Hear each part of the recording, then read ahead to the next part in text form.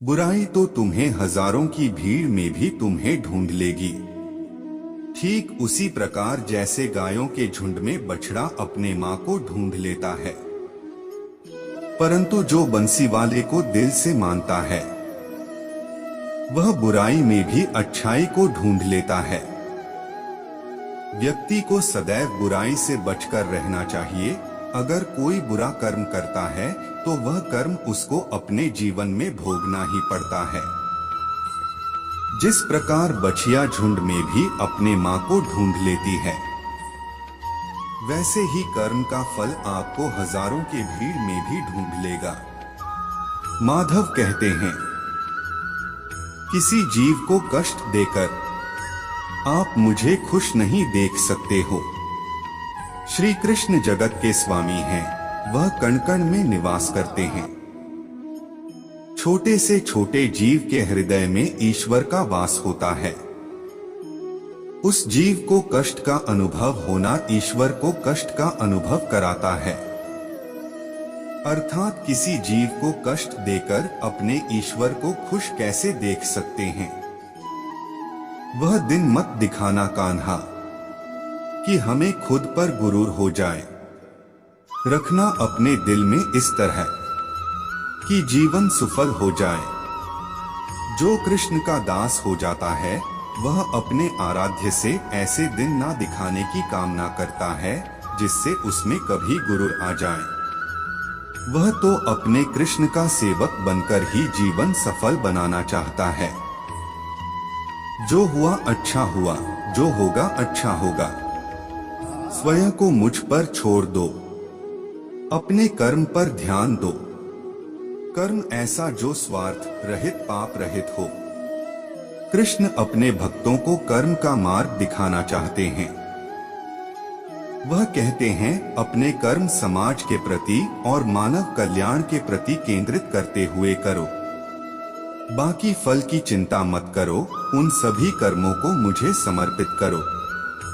इस मार्ग को अपनाकर तुम मुझे प्राप्त कर सकते हो, मेरे प्रेम का भागीदार बन सकते हो। दुष्ट लोग अगर समझाने मात्र से समझ जाते तो यकीन मानो महाभारत कभी ना होता।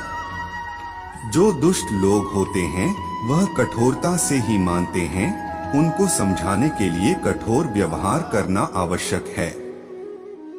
अगर समझाने मात्र से दुष्ट समझ जाते तो बांसुरी बजाने वाला कभी महाभारत नहीं होने देता। जो अपने मन पर नियंत्रण नहीं रखता वह स्वयं का धीरे धीरे शत्रु बनता जाता है। मनुष्य का मन सदैव से चंचल रहा है। इस मन की चंचलता ने मनुष्य को पथभ्रष्ट तथा मार्ग से विचलित करने में कोई कसर नहीं छोड़ी। जो व्यक्ति अपने मन को नियंत्रण में नहीं रखता वह धीरे धीरे स्वयं का शत्रु बन जाता है। ज्यादा हंसने और बोलने वाला व्यक्ति अगर चुप हो जाए तो मान लेना वह भीतर से टूट चुका है।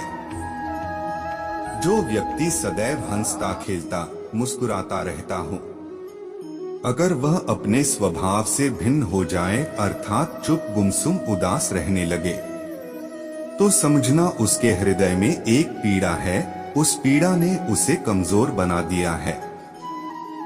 जिस व्यक्ति के पास संतुष्टि नहीं है उसे कितना भी मिल जाए वह असंतुष्ट ही रहेगा।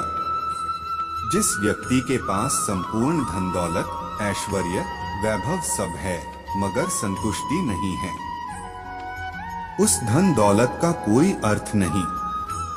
वह सदैव असंतुष्ट की स्थिति में ही रहता है।